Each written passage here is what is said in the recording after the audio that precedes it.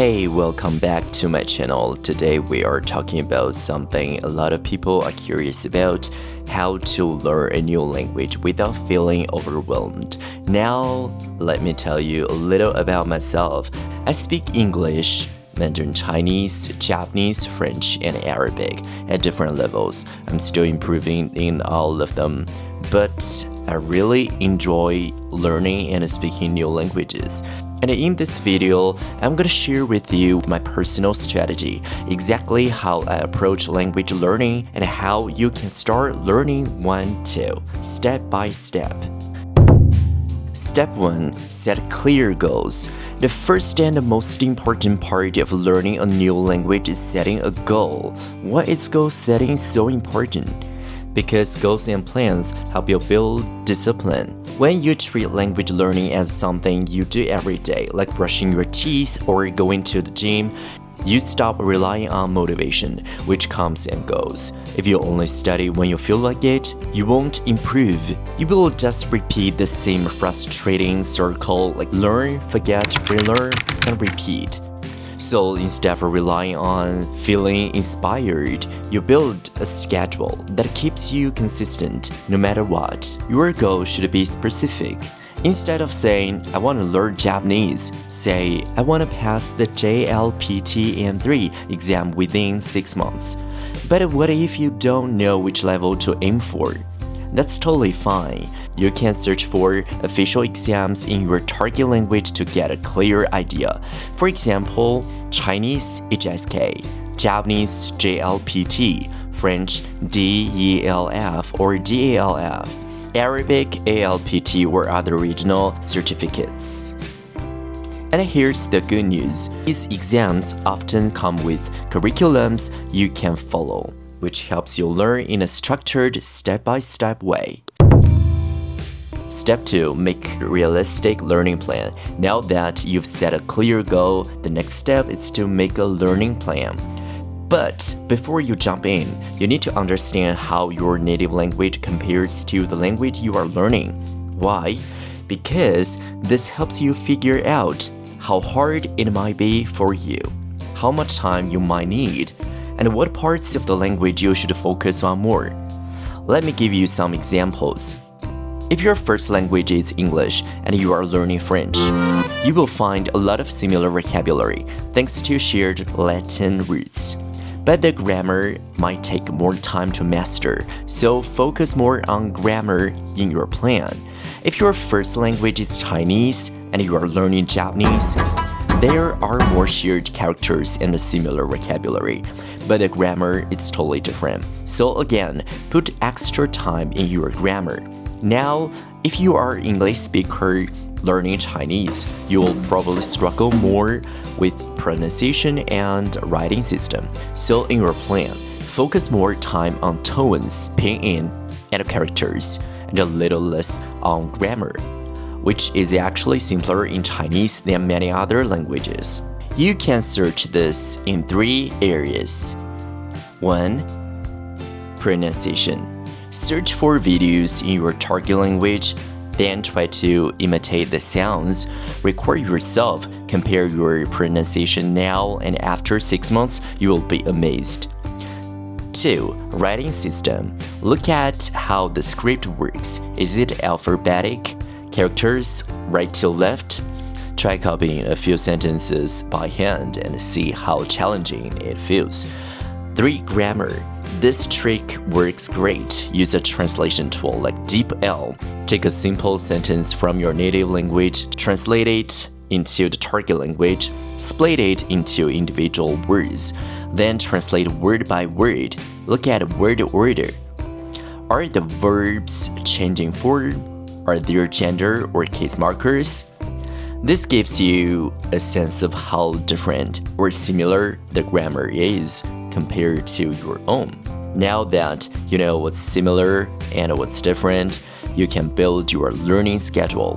For example, if you are an English speaker learning Japanese and your goal is to pass the JLPTN3 in 6 months, you might need to study around 2 to 3 hours a day, and you should probably spend more time on writing and grammar, spend a little less time on pronunciation, which is simpler in Japanese compared to Chinese or Arabic.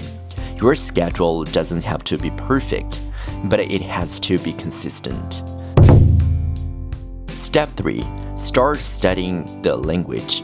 Where to begin? So, now that you've set a goal and made your plan, it's time to actually start studying your target language. But where should you begin? My advice is start with the foundation, pronunciation, and the writing system. First, pronunciation. Pronunciation is crucial, especially early on, because if you build bad habits now, they will be really hard to fix later. For languages like Chinese, you can start by learning Pinyin, which is the romanized version of Chinese pronunciation.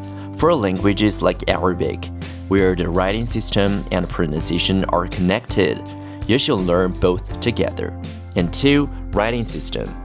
If your target language uses a different writing system like Japanese, Arabic, or Russian, you need to get familiar with it as early as possible.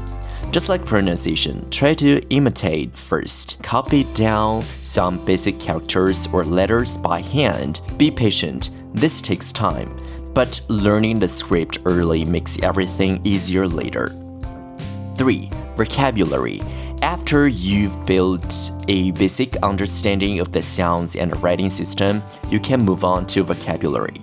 Now, when I say vocabulary, I don't just mean memorizing the word, I mean understand the form and the usage of the word.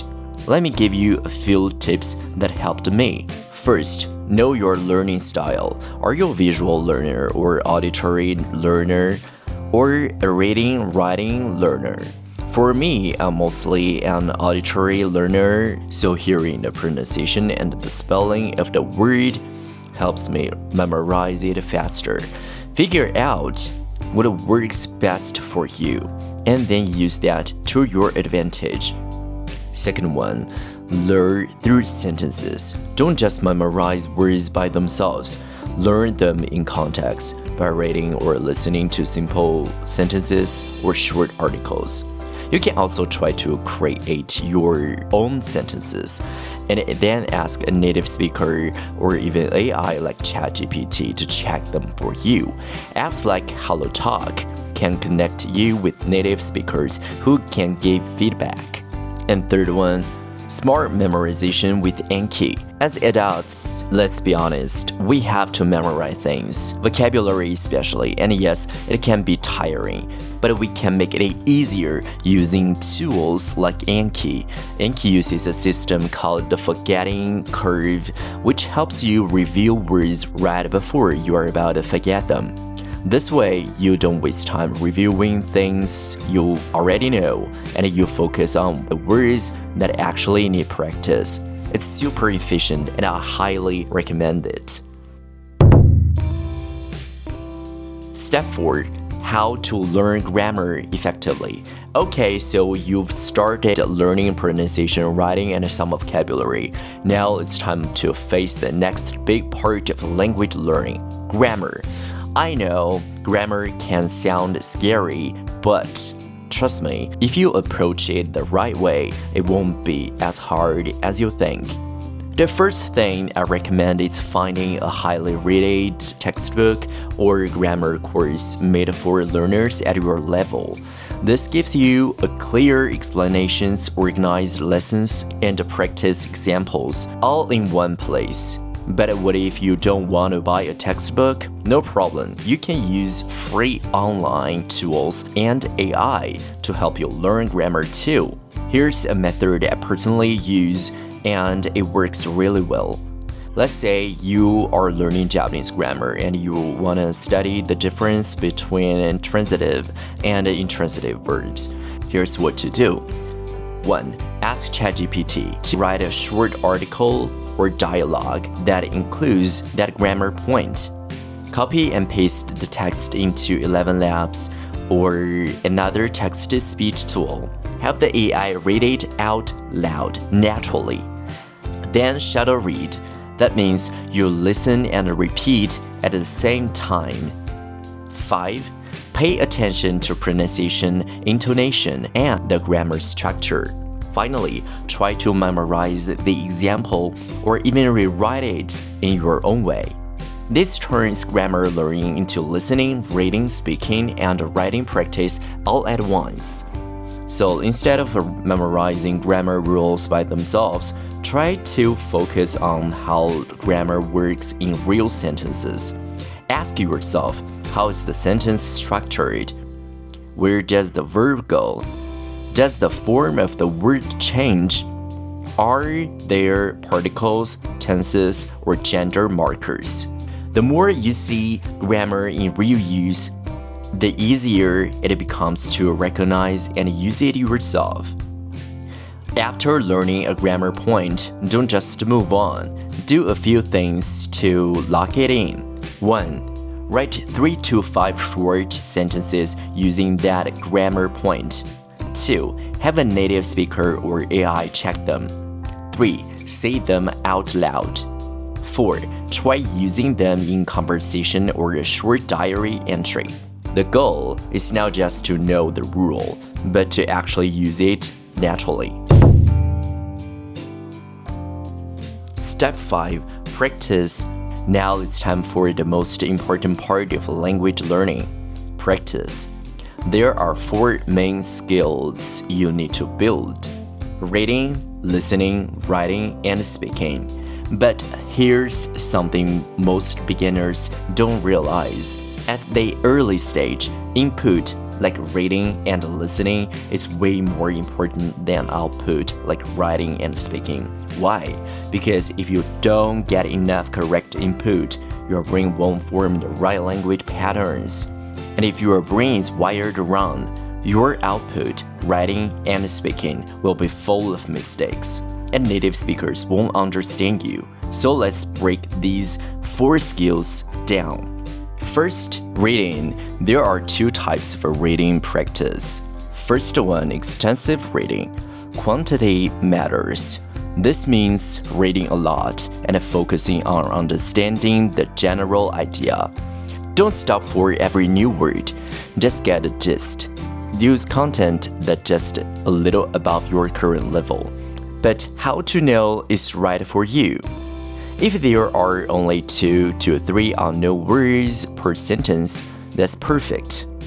The goal is to improve your linguistic intuition, which means your instinct for the language's rhythm, flow, and structure. Read as much as you can and as fast as you can, but always make sure you understand the general meaning. And the second type is intensive reading. Quality matters. This means going slow and focusing on details. You should use texts designed for learners. They will contain key grammar and vocabulary. And you should look at sentence structure, word choice, and grammar. Then read it out loud. This practices both reading and listening at the same time. Try shadow reading. That means repeating the sentences right after hearing them. So, extensive reading builds fluency and comfort. Intensive reading builds accuracy and understanding. You need both in your routine. And the second skill is listening. Just like reading, listening also has different types of practice. The first one, passive listening. This is when you play podcasts, songs, anime, or dramas in the background while cooking, cleaning, walking, or even sleeping. It helps your brain get used to the sound of the language. It can even create an earworm effect, where your brain keeps hearing the sounds even after you stop listening. This really helps with pronunciation over time. The second type extensive listening. This is just like extensive reading. You focus on getting the main idea. Find interesting podcasts, YouTube videos, or news. Use slower speed at first, because most apps let you slow it down. And don't worry if you don't understand every word, just follow the story. The goal is to build linguistic intuition and a natural listening flow. And the third one is intensive listening. Here you focus on small details. Use learner-friendly audio or dialogues. Repeat them multiple times until you understand every word. Pay attention to specific pronunciation patterns, grammar structures, and vocabulary. You should listen repeatedly until it feels natural to you. And the third skill is writing.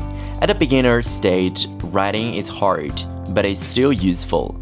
Start with simple things like daily emotions like I feel tired today, or daily actions like I'm drinking water, or some short diaries or captions. But the most important part is get corrections. Use apps like HelloTalk, LangCorrect, or even ChatGPT to check your writing. Every mistake you fix becomes a step forward. And the last skill is speaking. Speaking is often the most intimidating part, especially for beginners. But here's what I recommend. First one, start by reading aloud. This helps your mouth get used to the sounds. And the second, describe your actions in real life. For example, I'm opening the door. I'm washing my hands. Say it in your target language. And third one, use AI to practice mini conversations.